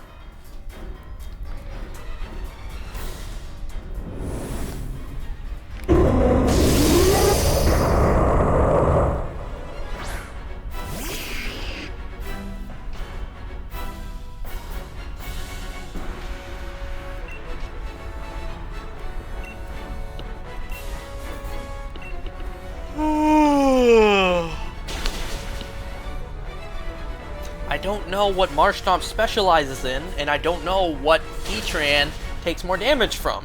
Do I use the special move or the physical move? I don't know this stuff.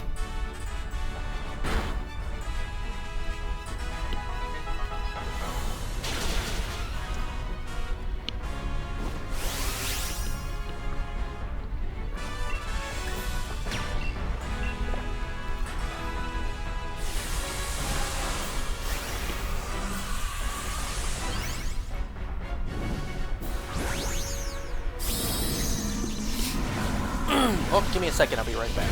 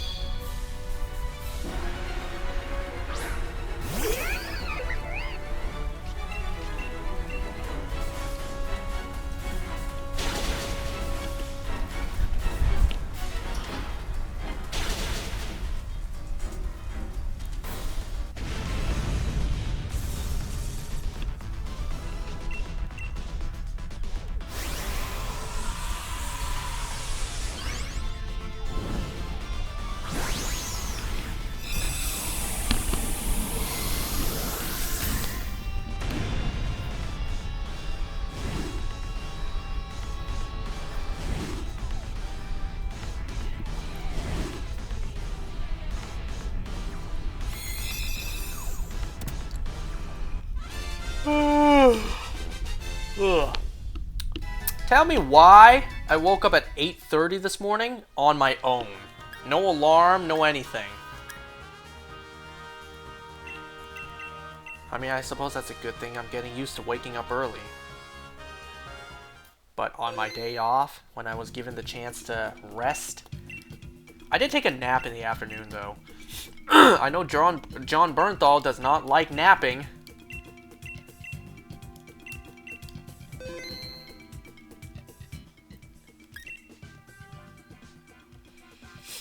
Oh yeah, you know, that's something I didn't mention about Daredevil. The fact that Matt Murdock got arrested. It's like, what? It's like, why does, so far, seemingly every superhero with a secret identity, the moment their identity is revealed, they get arrested? Like, Peter Parker, now Matt Murdock.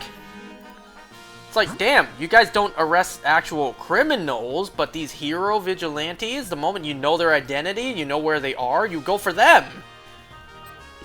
It's like, why so far only heroes or vigilantes that have secret identities? What about vigilantes without, you know, without a code name, who actually just go by their own name?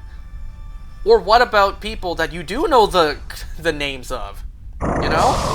I don't see the cops going after the Punisher. Like, they're not even actively going out to look for him to arrest him. They're just leaving him be. So, like, what?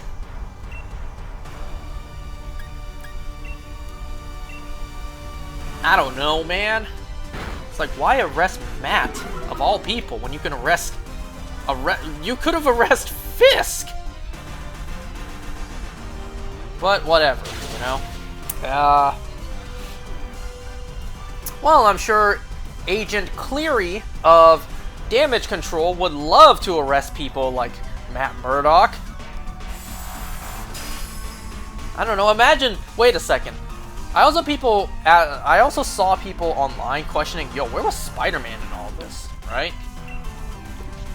But, you know, now that Matt Murdock's identity is public, Peter has to now know that, hey, that lawyer who helped me a couple years ago, he's Daredevil?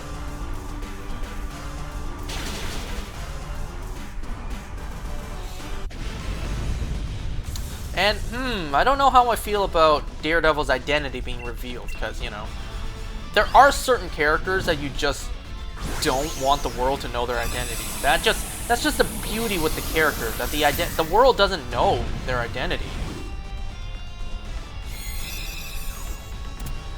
But then again, we did have like 11 years of Matt Murdock's identity being secret to the public.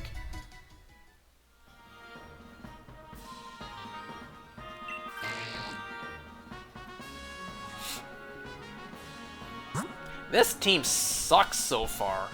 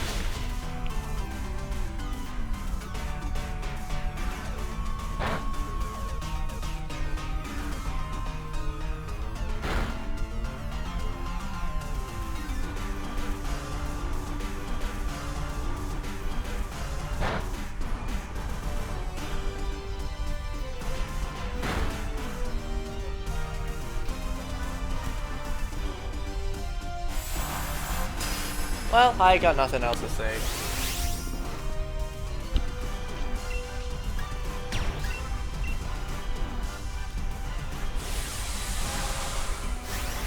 I am gonna go straight to bed after this. I need to wake up early tomorrow. And I already did the dishes.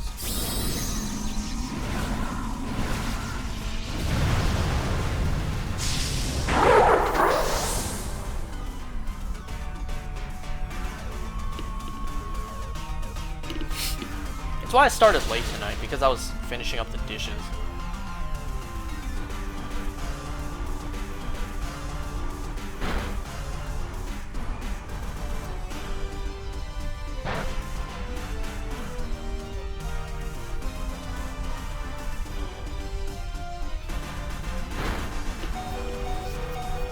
My mom made beef curry, and we've been having that for dinner the past couple nights. I told her that she should make it in the big glass pot instead of a metal one, because when we reheat it on the stovetop, you know, there's a chance it'll burn at the bottom. So, if she made it in the glass pot, then we could stick it in the oven to warm up first, before putting it on the stovetop. That way it's already going to be hot before we put it on the stovetop, so that it's less likely to burn at the bottom. Have you ever had burnt curry? It doesn't taste good. The moment the bottom burns, the burn flavor affects literally the entire pot.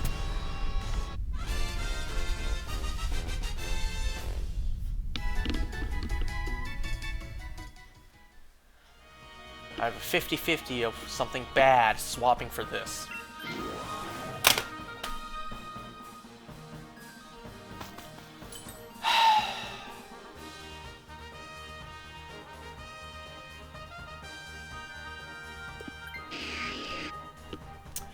You know what? That one's not bad.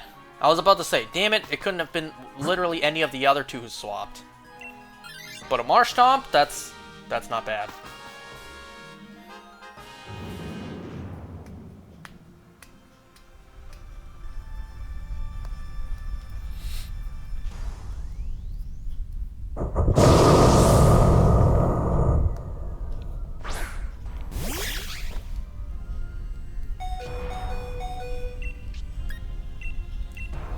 Can I land an Ice Fang and maybe freeze?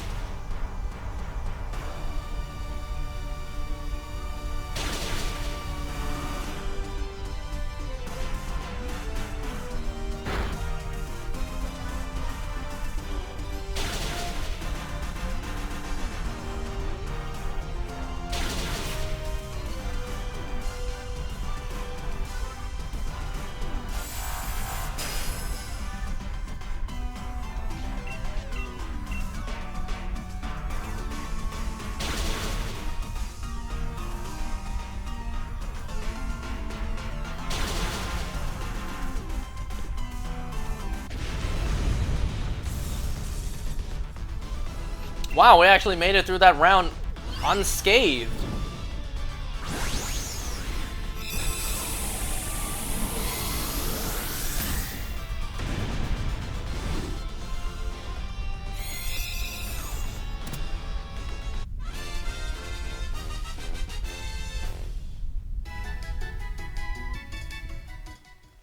Obviously, I'm gonna take this. Oh, now you guys all want to swap.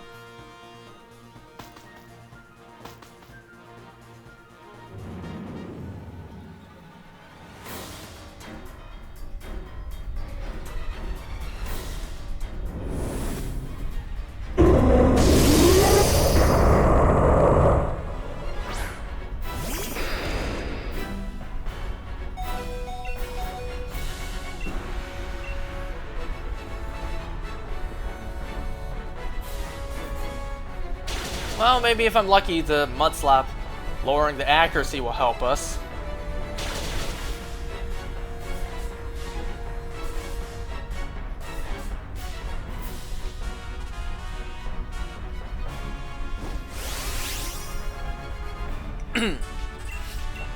Oops, hold on.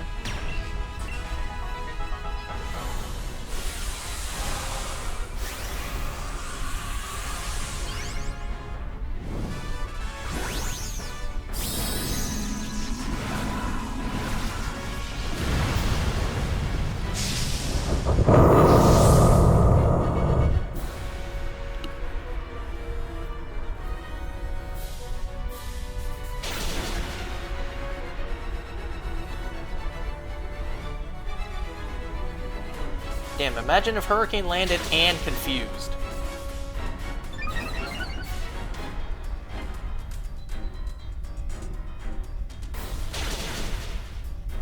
Well, that's okay.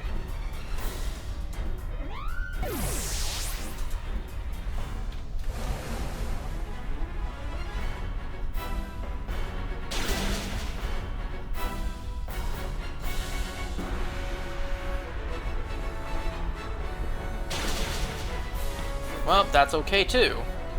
At least I hope.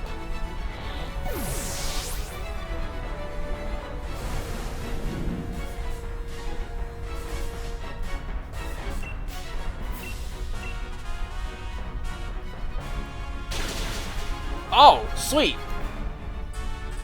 I kinda didn't think that that would be enough.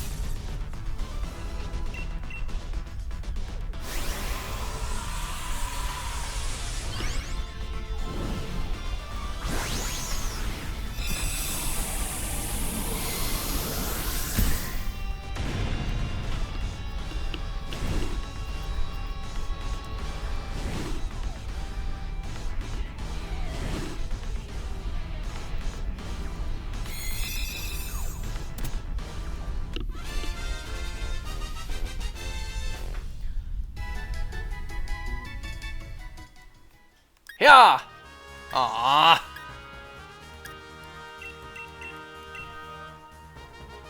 I'll do one more run, because I want to.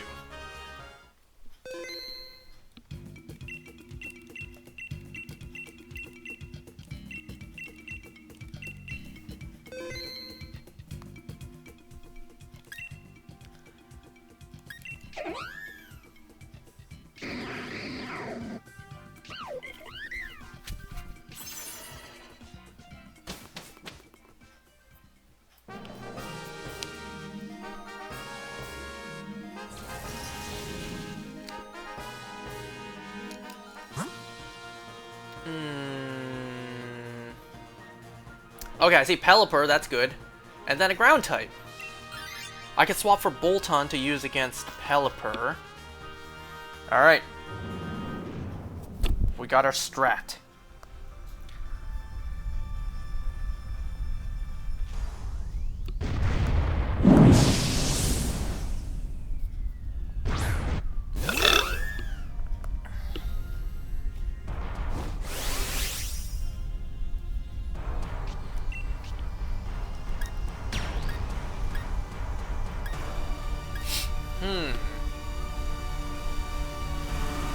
You know what? I'm gonna risk it. I'm not going to Dynamax, just to see if I can Dynamax right when we get the Heatran.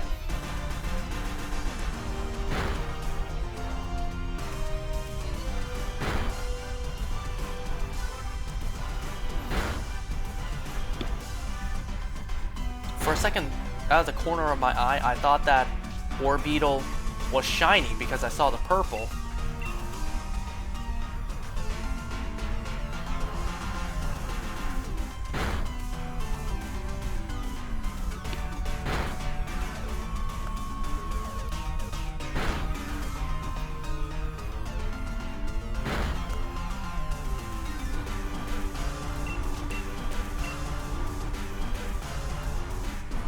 Damn, and we're so close to not getting attacked at all. But it's fine, I'm about to swap out for Boltund anyways.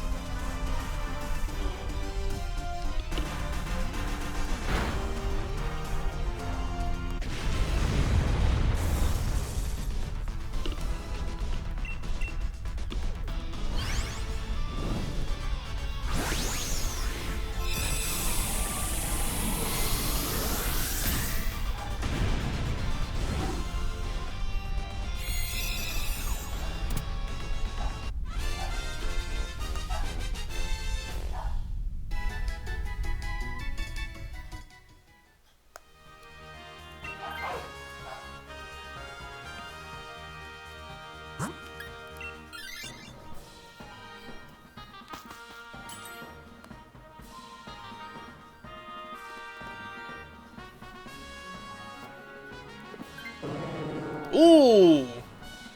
Double Drizzle, that's good!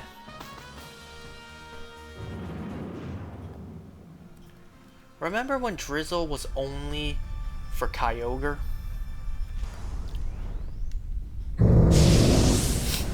Damn, I might save this path. It's not bad.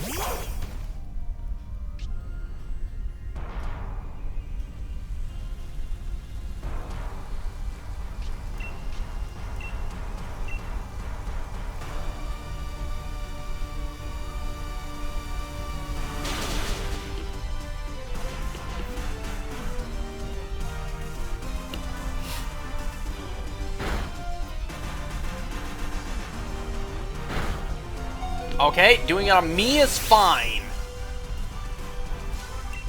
Because I'm about to swap out for you anyways.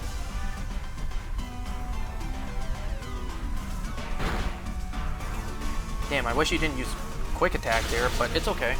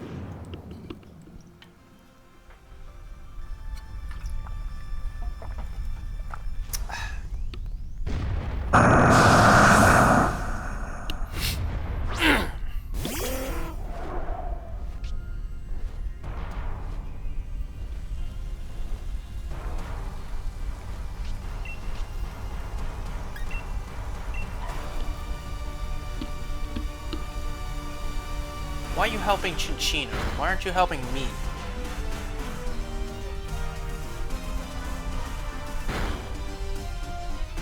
Oh my god, of course that burns.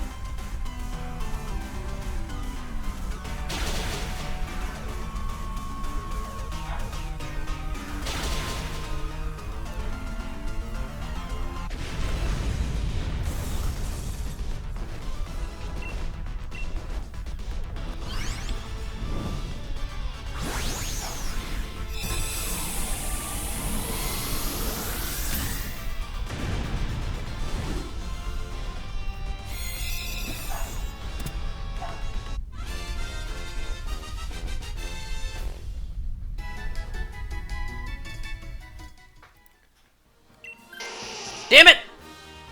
Well, whatever. We still have Drizzle on the team.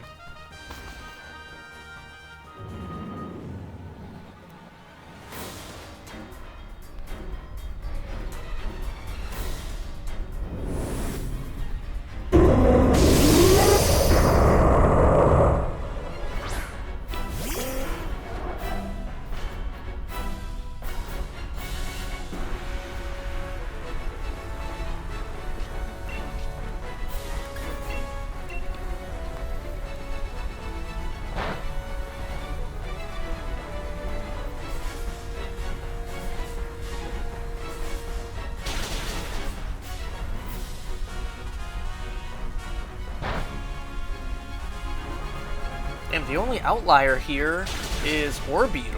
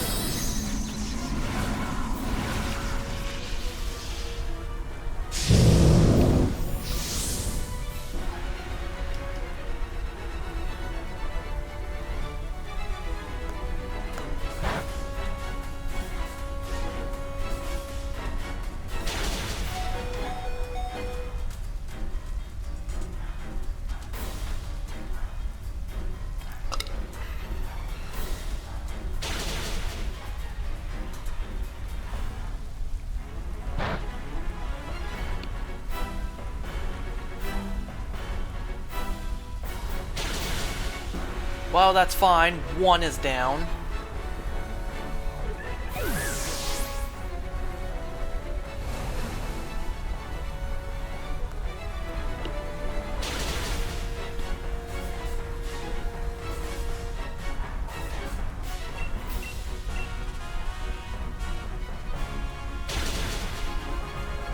Nice.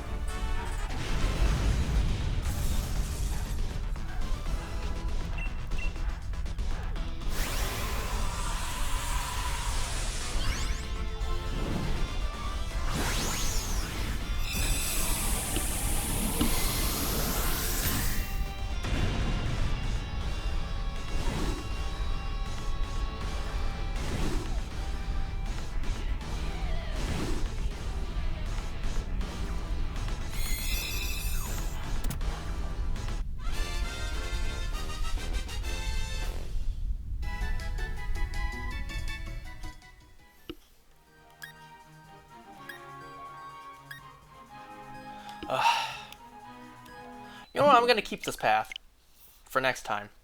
Alright, that'll do it for today. Thanks for watching, guys. See you next time.